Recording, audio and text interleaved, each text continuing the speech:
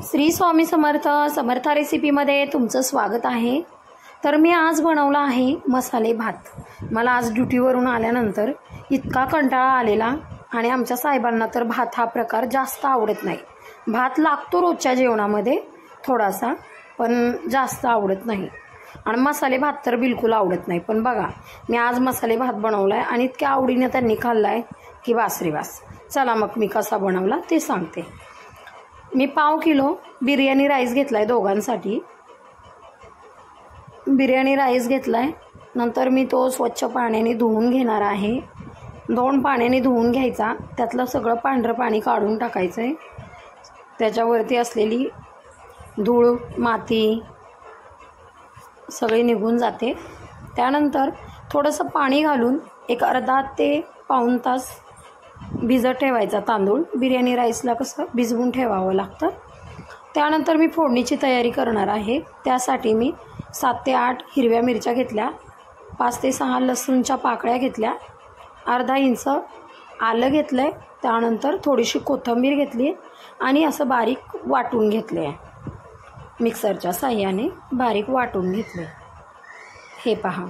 त्यानंतर मी एक मीडियम साईजचा कांदा उभा कापून घेतला आहे आणि टोमॅटोही उभं कापून घेतले।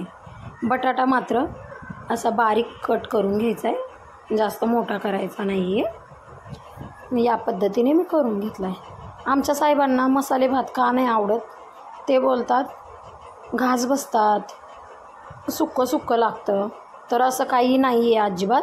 हा राईस तुम्ही एकदा बनवून बघा, अजिबात सुक्का लागणार नाही, एकदम छान आणि टेस्टी लागणार आहे हे पहा। या पद्धतीने मी सर्व कांदे टोमॅटो सर्व कापून घेतलेला आहे।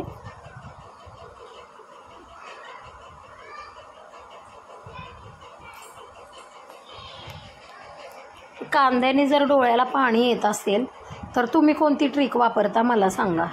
मी तुम्हाला सांगते, कांदा कट करायचा आणि साल काढून घ्यायची आणि तो कांदा थोडा वेळ पाण्यात ठेवायचा। पाण्यात जर कांदा ठेवला तर डोळ्याला अजिबात पाणी येणार नाही। पूर्वीची म्हण होती, डोक्यावरती जर कांद्याचा पाला ठेवला तर डोळ्यात पाणी येत नाही, पण असं अजिबात नाही आहे। कांदा चिरायचा नाही आहे, फक्त साल काढून पाण्यामध्ये ठेवायचा आहे। आणि कांदा चिरून घेतला, त्यानंतर एक लाल भडक असं मी टोमॅटो घेतलं एकदम पिकलेलं। तो पण टोमॅटो मी असा उभा चिरून घेतलेला आहे। एकदम बारीक चिरला तर मला तो आवडत नाही, पण मी या पद्धतीने कट करून घेते, उभ्या पद्धतीने छान असा कट करून घेते।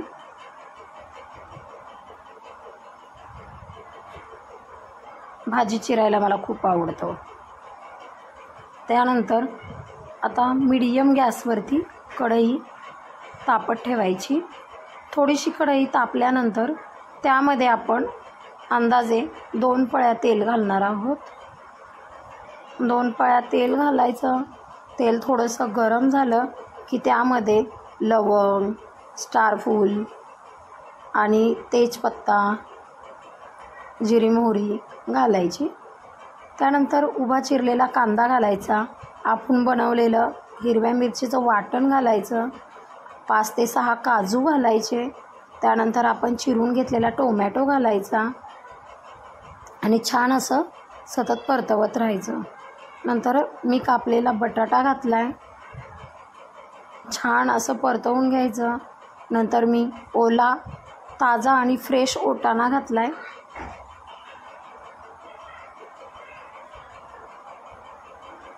अर्धा वाटी शेंगदाणे घातलेत। छान असं परतवत राहायचं सतत, नाहीतर आपलं मिश्रण करपते लगेच। अर्धा चमचा मी हळद घातली आहे, हळदीने छान कलर येतो, त्यासाठी मी थोडीशी हळद घालून घेतली। आता अर्ध्या तासानंतर आपले तांदूळ भिजलेले आहेत, त्यामधील सर्व पाणी बाजूला करून घ्यायचं आहे। त्यानंतर तो भिजवलेला तांदूळ कढईमध्ये घालायचा आहे, आपल्या मिश्रणामध्ये मिक्स करून घ्यायचा, परतवून घ्यायचा आहे। नंतर 1 चमचा मीठ घालायचं आहे आणि परतवून घ्यायचं आहे. छान असं परतवल्यानंतर त्यामध्ये आपण 2 ग्लास गरम पाणी घालणार आहोत आणि झाकण ठेवून 10 मिनटं वाफ काढून घेणार आहोत. झाला आपला मसाले भात तयार. खूप वेळ काही लागत नाही आणि जर जेवणाचा कंटाळा आलाच तर असा मसाले भात नक्की ट्राय करा.